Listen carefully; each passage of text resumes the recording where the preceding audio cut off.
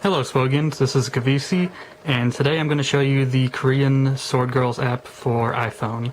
This lets you play your Korean Sword Girls account on the Korean server, and it does not work for the English version at all. So let's go into the app. So here you can put in your Korean login ID and password. Log in.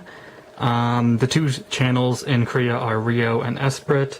Normally I pick Esprit because I like her more, but that server has been a little glitchy for me recently for some reason.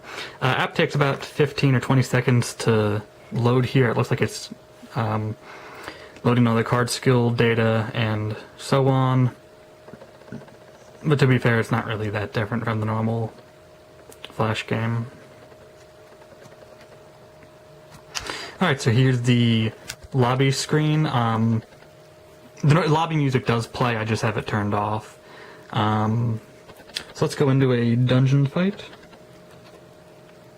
For some reason it doesn't list the extra dungeons. I'm not sure what the reason for that is, or if it's possible to make those display. But in any case, we'll go to normal. It shows all the normal dungeons. You can see a little arrow at the bottom to scroll through them. And then the little eye will show you the dungeon info and the rewards and the boss card. Let's go into Sigma's dungeon. And this part looks very similar to the Flash game.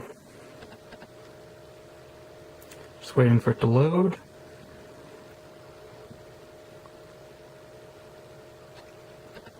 I do like having balance as the loading screen in between things. And so the interface looks pretty similar to the real game. Coin flip actually happens faster. Main difference that your hand does not appear on the bottom automatically. Instead, you have to click hand. Hope that you get a hand that's a little better than this, maybe. I'm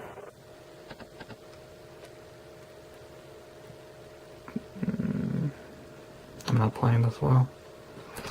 When you click a card, it, as you could sort of see there for a second, shows you the card's information and has a use and ready. Then you click ready on the bottom, or you get it automatically pressed because you're too slow. And there's the animations. They're pretty similar to the real game. It does feel a bit faster to me, though.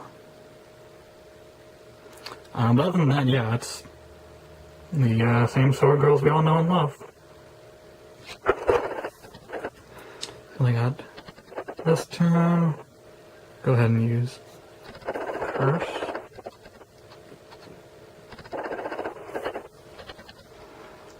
Shouldn't take too long.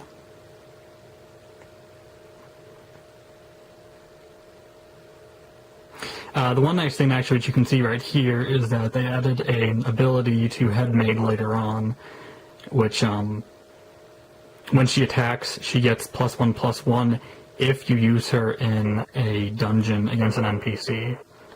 So it doesn't help at all in player fights, but against dungeons, it actually makes her not too bad, honestly. At least if you're like me and you haven't gotten any rare cards yet.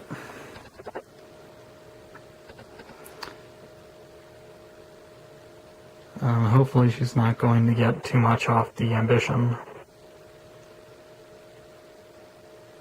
And there we go. So I got a green ore and teardrop. And then it takes you to the next floor. And then you can click save to buy a tent, as usual.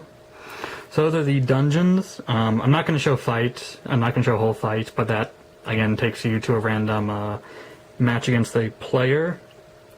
We hit deck, we can go to switch and edit our decks. I do like with this interface that it shows the character card for the deck, which makes it a lot easier to identify your decks.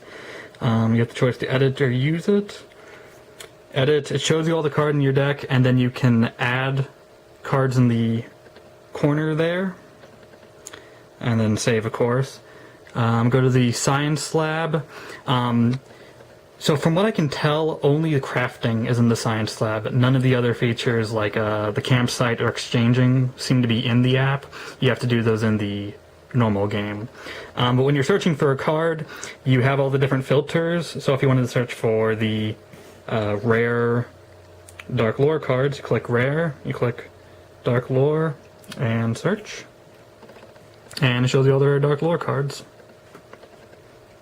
And then if you click on one, Forced Confinement, shows you what you need to craft, and usual thing again, you can click on a card, it'll show you the components and so on.